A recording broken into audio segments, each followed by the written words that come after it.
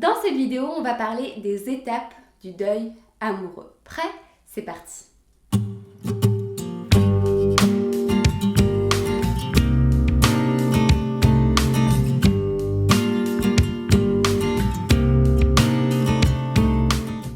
Hey, je suis Kenza Pache de kenzapache.com, psychologue spécialisée dans les relations interpersonnelles, l'amour et l'hypersensibilité, et tu es au bon endroit si tu veux apprendre à mieux te connaître et à t'épanouir dans ta vie et dans tes relations en tant que personne intuitive et hypersensible. Alors, si ce n'est pas encore fait ou si c'est la première fois que tu regardes mes vidéos, pense à t'abonner à ma chaîne en cliquant sur le bouton qui est juste en dessous de la vidéo et active les notifications, comme ça tu seras prévenu dès que je publie une nouveauté. Alors, commençons sans plus tarder. On va découvrir ici les étapes du deuil amoureux. Alors, ce sont des étapes, comme j'ai expliqué dans la précédente vidéo. Ce sont des étapes qui constituent un processus naturel. Juste, la question, c'est est-ce que ça se fait sainement ou pas? Donc, si tu ne l'as pas encore vu, regarde ma précédente vidéo. Donc, les étapes par lesquelles on passe tous suite à une rupture, la première étape, c'est le choc. Donc, le choc provoque du déni. On se dit, j'y crois pas, c'est pas possible. La deuxième étape, c'est la colère. Mais comment a-t-il ou a-t-elle pu me faire ça après tout ce que j'ai fait pour lui ou pour elle? Ensuite, le marchandage. Bon, ok, ça va. Si je lui laisse un petit peu de temps, tout va rentrer dans l'ordre, il va peut-être changer, il va peut-être revenir, et ainsi de suite. Ensuite, le désespoir. Bon, j'ai tout perdu. Je n'ai plus l'espoir en moi ni en l'avenir. Ensuite vient l'acceptation. J'ai encore mal, mais ça va un peu mieux. Ensuite, l'espoir. Tiens, j'arrive maintenant à entrevoir quelque chose de positif, un nouveau départ. Je sens que j'ai appris de cette épreuve et je suis maintenant prête à tourner la page sérieusement et à m'ouvrir à un nouvel amour. Donc ce sont là les étapes par lesquelles on passe tous.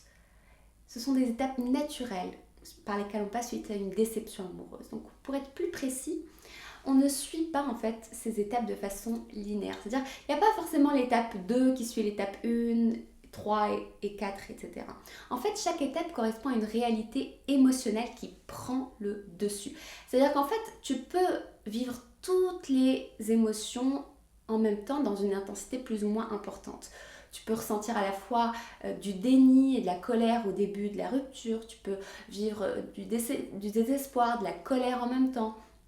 Tu peux vivre simultanément l'espoir, l'acceptation, bref, les émotions peuvent se mélanger. Et il est même possible parfois de revenir en arrière, de vivre des boucles émotionnelles, de rester coincé dedans. Par exemple, colère, espoir, marchandage, désespoir, colère, marchandage et ainsi de suite. Donc c'est le cas par exemple quand tu es en contact avec ton ex ou un amour impossible et tu vis du coup les montagnes russes émotionnelles en fonction de l'attitude de l'autre. S'il te donne un petit peu d'espoir, par exemple par un appel ou un SMS, alors que tu étais jusqu'ici dans une phase de déprime, de désespoir, en fait tu vas reprendre espoir. Et tu vas commencer à marchander. Ah mais peut-être que ça peut fonctionner maintenant, peut-être qu'il a pris du recul, peut-être qu'on a mûri tous les deux et ainsi de suite. Mais au final, comme tu constates que rien n'a vraiment évolué, du coup ta colère va reprendre le dessus, elle va t'envahir de nouveau. Donc tu vas retomber dans la phase de colère. Et ensuite tu vas rapidement te retrouver dans la case désespoir. Tu peux vivre des boucles comme ça qui t'empêchent de vraiment te libérer et de guérir de ta séparation. Donc ce ne sont pas des étapes linéaires. Mais du coup la question c'est à quoi ça sert ces étapes? Pourquoi il faut les définir? Pourquoi il faut les connaître? Alors, voici la clé essentielle, ce que tu dois retenir par rapport à ces étapes, c'est que en fait, ils reflètent une thématique, une saison. C'est une thématique à travailler. Donc, chaque étape correspond à une émotion que tu as besoin d'écouter et d'approfondir parce que cette émotion porte pour toi un message. Elle porte pour toi une leçon essentielle pour ta guérison, pour ta restauration intérieure. Donc, la première chose à faire, c'est de vivre l'émotion pleinement, de la ressentir dans ton corps en entier, de ne pas résister, de ne pas refouler cette expérience émotionnelle qui émerge. Parce que cette réaction est nécessaire, elle est nécessaire à ta résilience. Par exemple, le déni, en fait, c'est comme un airbag de sécurité. C'est une émotion qui t'apprend énormément sur tes fausses croyances limitantes. Ça t'apprend beaucoup sur ce que tu crois à ton propre sujet, sur ce que tu tenais vrai en fait par rapport à ton ex, par rapport à l'amour. Et du coup, ça te permet de rétablir la vérité même quand elle est douloureuse. La colère est une émotion thématique qui agit comme une épée qui va briser toutes les chaînes qui te relient à l'autre. Donc c'est cette émotion qui te permet de mettre de la distance entre toi et cette personne pour trouver les bonnes raisons pour pouvoir avancer. Le marchandage est une émotion qui est assez ambivalente, mais qui va t'aider à prendre ta part de responsabilité dans la relation. Donc cette étape de marchandage, quand tu la vis pleinement, elle t'aide à savoir ce que tu veux vraiment. Elle t'aide à savoir ce que tu acceptes, ce que tu n'acceptes pas. Et donc te redonne le pouvoir de choisir en connaissance de cause. Ensuite, le désespoir, c'est une étape, c'est une saison qui te permet de te retrouver face à toi-même et qui t'oblige à faire un nettoyage pour t'occuper des vieux dossiers que tu as dû laisser de côté depuis longtemps.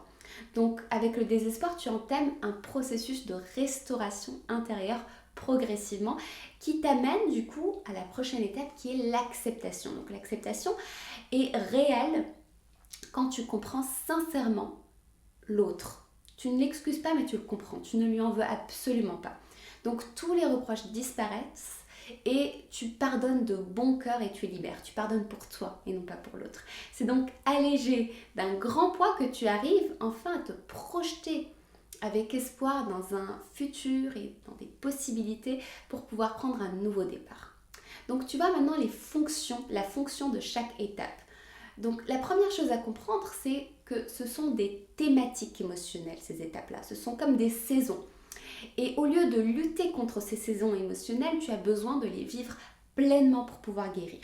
La deuxième chose à comprendre, c'est que chaque saison émotionnelle qui est vécue pleinement t'amène naturellement à la saison suivante. Donc plus tu t'abandonnes vite à une émotion, plus celle-ci va laisser la place à la saison émotionnelle suivante. Donc la raison principale qui empêche les gens de tourner la page suite à une rupture, c'est la résistance, c'est ne pas vouloir avoir mal, c'est refouler ses émotions et chercher à y échapper d'une façon ou d'une autre. Dans le parcours que j'ai créé Oublier son ex, donc la nouvelle édition, je t'accompagne pas à pas pour parcourir chacune de ces étapes. Donc c'est un programme que tu peux suivre pour une relation particulière qui t'a marqué ou pour une rupture récente. Alors on fait ce chemin de façon complètement ludique et je t'accompagne pas à pas pour vraiment explorer et expérimenter chacune de ces saisons émotionnelles pour en sortir complètement guéri et comme renaître à soi-même. C'est ça, c'est à ça que ça sert, donc ça t'aide à faire ton deuil amoureux de façon saine. Voilà, donc si tu veux les informations, tu peux les trouver juste dans la description en dessous de la vidéo.